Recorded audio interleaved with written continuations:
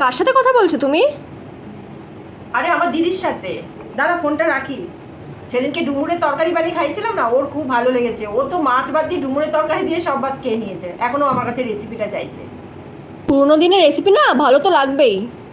হ্যাঁ, তাহলে দিদিকে আমি রেসিপিটা বলি। নমস্কার বন্ধুরা, আমার চ্যানেলে সবাইকে স্বাগত। শুধু দিদি কেন, আমার বন্ধুদের কাছেও বলি আমার রেসিপিটা। এখন যতই নানা ধরনের রেসিপি আসুক না কেন, পুরোনো দিনের রেসিপি একবার খেলে সেই রেসিপির স্বাদ মুখে লেগেই থাকে।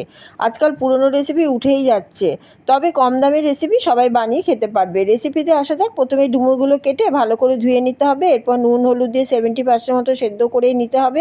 ছাঁকনিতে জলটা ছেঁকে নেবো। এরপর জিরা, তেজপাতা, গরম মশলা ফোড়ন দিয়ে ডুমো ডুমো করে কেটে রাখা আলু, টমেটো কুচি দিয়ে একটু ভেজে লবণ ও হলুদ দিয়ে আবার একটু ভেজে দিয়ে দেবো সেদ্ধ করা ডুমুর।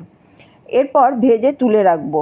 এরপর পেঁয়াজ কুচি আর একটু ভেজে আদা রসুনের বাটা দিয়ে আবার একটু কষিয়ে জিরের গুঁড়ো, ধনের গুঁড়ো, লঙ্কার গুঁড়ো, কাশ্মীরি লঙ্কার গুঁড়ো, হলুদের গুঁড়ো আর একটু চিনি আর অল্প জল দিয়ে আবার ভালো করে কষিয়ে নিতে হবে।